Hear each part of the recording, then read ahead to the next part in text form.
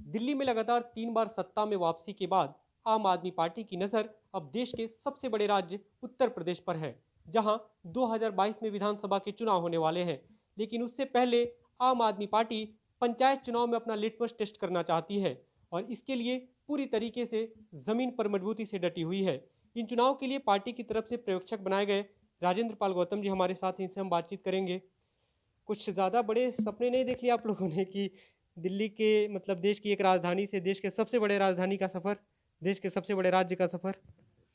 मैं समझता हूँ कि सपने तो बड़े देखने चाहिए और उसके लिए फिर उनको सफल करने के लिए मेहनत करनी चाहिए।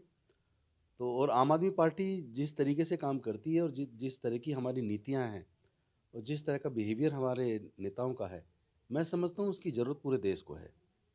और आम आदमी पार्टी को पूरे देश के लोग चाहते हैं कि पूरे देश में आम आदमी पार्टी आगे बढ़े। तो इसी कड़ी में इस पंचायत चुनाव से हम लोग उत्तर प्रदेश में जिला पंचायत चुनाव में हम लोग तैयारी कर रहे हैं और इसके माध्यम से अपने संगठन का निर्माण चल रहा है। बूथ लेवल तक संगठन को तैयार कर रहे हैं और मुझे पूरा भरोसा है कि इस चुनाव के माध्यम से आम आदमी पार्टी एक मजबूती से उभर कर उत्तर प्रदेश में आएगी और 2022 के अंदर आम आदमी पार्टी की सरकार उत्तर प्रदेश में बनेगी। सरकार बनाने का दावा है, लेकिन आप लोगों के लिए अच्छी खबरें ये भी हैं कि हाल के दिनों में जितने भी राज्यों में पंचायत के चुनाव हो रहे हैं, जैसे बीते दिन ही महाराष्ट्र में परिणाम है, कश्मीर में भी खाता खुला, तो इन सब से कहीं ना कहीं मनोबल मजबूत हो रहा है। नहीं, मनोबल तो निश्चित तौर पर अच्छे रिजल्ट से बढ़ता ही है। साथ ही साथ मैं ये कहना चाहता हूँ कि चूँकि हमारी नीतियाँ ऐसी हैं, आप भी उत्तर प्रदेश से हैं, मैं भी उत्तर प्रदेश से हूँ। अच्छा काम और अच्छी सरकार किसको नहीं चाहिए? Quality health service, quality education किसको नहीं चाहिए? सस्ती बिजली किसको नहीं चाहिए? हम बिजली नहीं बनाती दिल्ली, हम लोग भाजपा शासित हिमाचल प्रदेश से, उत्तराखंड से, मध्य प्रदेश से बिजली खरीदते हैं। लेकिन हमसे कई गुना ज़्यादा दाम पर वहाँ की सरकार वहाँ के लोगों को बिजली दे रही है। तो हम लोग बीजेपी शासित प्रदेशों से बिजली खरीद के हम सस्ती दे सकते हैं दिल्ली के लोगों को, तो वहाँ की सरकारें क्यों नहीं दे सकती? आप लोग इसे लेकर दिल्ली में लगातार मुद्दा बनाते रहे हैं। दिल्ली में 200 यूनिट बिजली फ्री भी की गई, लेकिन दिल यूपी की जनता के बीच जब आप ये मुद्दे लेकर जा रहे हैं, क्या जनता जुड़ रही है इन मुद्दों पर? जनता जुड़ रही है और जनता बहुत मजबूती के साथ आम आदमी पार्टी के साथ खड़ी हो रही है।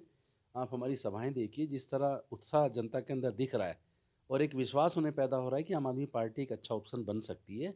इसीलिए जनता हमें वहाँ सपोर्ट भी कर रही है और मैं समझता हूँ अगर आप भी अपने गाँव में, अपने घर में बात करेंगे, तो आपके पेरेंट्स भी यही कहेंगे कि आम आदमी पार्टी को आना चाहिए।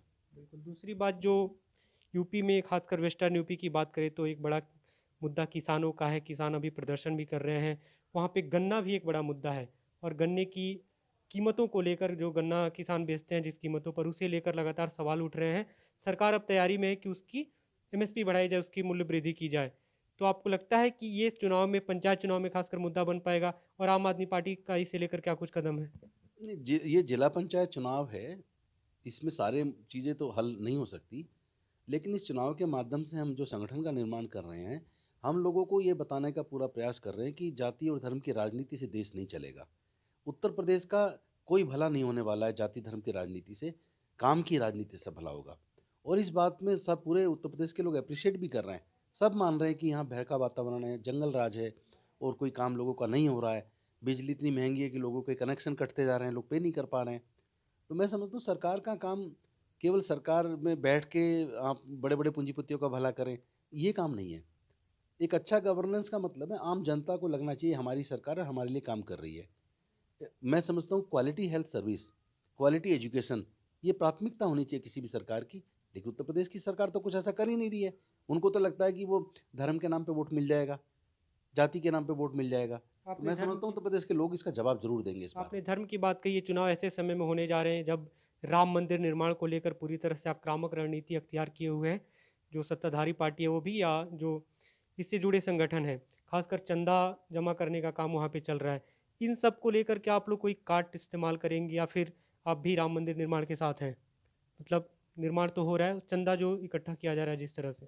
पहले वो उस चंदे का हिसाब तो दे दें, जनता को जो चंदा पहले ही इकट्ठा किया था। मैं पूछना चाहता हूँ भारतीय जनता पार्टी से, जब आडवाणी जी रथ यात्रा लेके निकले थे, उस वक़्त भी चंदा इकट्ठा हुआ था राम मंदिर के लिए, वो चंदा कहाँ गया? उसका जवाब दें। और मैं समझता हूँ जितना पैसा वो इस काम के लिए इकट्ठा कर रहे हैं, ये काम तो जनता करेगी करेगी। लेकिन साथ में वो अच्छे स्कूल, अस्पताल क्यों नहीं बनाते? भला तो मैं समझता हूँ लोगों को अच्छे स्कूल और अस्पताल की ज़रूरत है। तो मंदिर आप बना रहे हैं, वो तो सुप्रीम कोर्ट से रास्ता क्लियर हो गया, वो तो बनेगा। लेकिन उससे उसके साथ-साथ ज़्यादा ज़रूरी जो जनता के लिए है, वो अच्छे सरकारी स्कूल। मतलब गरीब के बच्चे कहाँ पढ़ेंगे इस महँगाई के दौर में? लोग इस महँगाई के दौर में इलाज कहाँ होगा? उस पे सरकार को सोचना चाहिए और मैं समझता हूँ उत्तर प्रदेश के लोग भी इस बात को गंभीरता से लेंगे कि धर्म की राजनीति नहीं होनी चाहिए। वो तो अपना धर्म सब लोग को संविधान देता है इजाज़त अपने धर्म के प्रति आस्था रखने की। तो सब लोग अपनी धर्म की आस्था तो रखते ही हैं। ऐसा कौन-सा घर है जिसके अंदर मंदिर नहीं है? मंदिर तो सबके घर में है, सब अपने घर में भी पूजा करते हैं। सरकार का काम ये नहीं है। भारतीय जनता पार्टी के पास कोई मुद्दा नहीं है। जनता अब केवल मंदिर मस्जिद पर या हिंदू मुस्लिम पे वोट देने वाली नहीं है। वहाँ पे जिस तरह उत्तर प्रदेश से अपराध की भी घटनाएं सामने आ रही हैं, लगातार आप लोगों की तरफ से लगातार सवाल भी उठाए जा रहे हैं। यूपी के जो प्रभारी आपके संजय सिंह, कल उन्होंने एक कंप्लेन भी दर्ज कराई है कि उन्हें जान से मारने की धमकी मिली।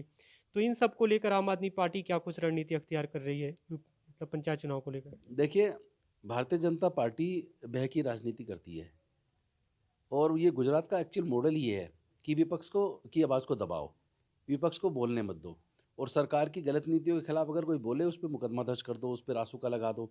फिर भी ना माने उसको थ्रेट करवाइए इधर-उधर से, फिर भी ना माने उन पे हमले करवा दो। तो ये बीजेपी की राजनीति है और वो उसको सूट करती है।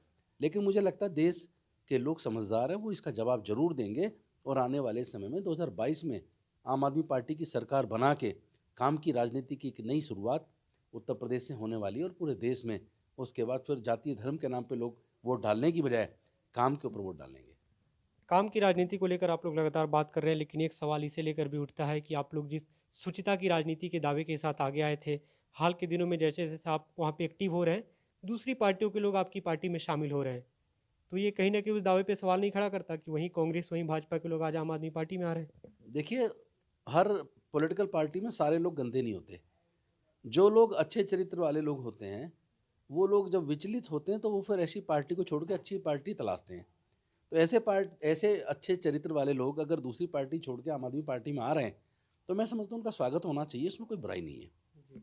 दूसरी बात ये भी है कि आप दिल्ली की सत्ताधारी सरकार के मंत्री हैं, कई विभागों के मंत्री हैं, आप महत्वपूर्ण विभाग हैं और ऐसे में लगातार पिछले कई समय से, लंबे समय से आप यूपी के दौरे पे हैं।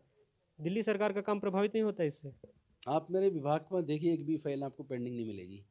अभी भी मैं विभाग की अपने सारे ऑफिसर्स के साथ मीटिंग लेके एक-एक काम को रिव्यू करके आया हूँ और बीच-बीच में मैं अपनी सारी फाइलें निपटाता हूँ, सारी मीटिंगें निपटाता हूँ, सारे ऑफिसर्स के साथ इंटरेक्शन करता हूँ और मेरे विभाग की सारी स्कीम्स ऑन ट्रैक हैं।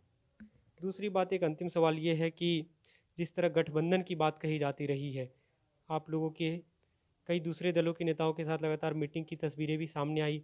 क्या आम आदमी पार्टी इस चुनाव में गठबंधन के साथ उतरेगी? देखिए 2022 का जब हम चुनाव लड़ेंगे और अगर जब बात आएगी उत्तर प्रदेश को बचाने की, इस जंगल राज से मुक्त कराने की और जो ये डर का माहौल है इसको ख़त्म करने के लिए अगर किसी लाइक माइंडेड पार्टी से अगर बात करनी पड़ी, तो फिर पार्टी का केंद्रीय नेतृत्व इस पे भी फैसला लेगा। लाइक माइंडेड पार्टियां क्या हो सकती हैं? जैसे कुछ तस्वीरें आई थी ओपी राजभर के साथ मुलाकात की, और ओपी राजभर अब ओवैसी के साथ गठबंधन की घोषणा कर चुके हैं। नहीं, वो समय और परिस्थिति के हिसाब से समय आने पे फैसला लिया जाएगा। लेकिन ये हम एंश्योर करते हैं कि अच्छे चरित्र वाले लोगों के साथ लाइक माइंडेड लोगों के साथ समय आने पे अगर ज़रूरत पड़ेगी तो ज़रूर बात करेंगे। बहुत बहुत धन्यवाद। तो गठबंधन से गुरेज नहीं है, लेकिन फैसला समय पर होगा और लाइक माइंडेड पार्टियों की तलाश है। देखने वाली बात होगी ये तलाश कहाँ पूरी होती है और यूपी की सत्ता में आम आदमी पार्टी जिस सपने के साथ काबिज होने की कोशिशों में जुटी है, वो कोशिशें कहाँ तक जा पाती हैं। निरंजन मिश्रा, ITV भारत, दिल्ली।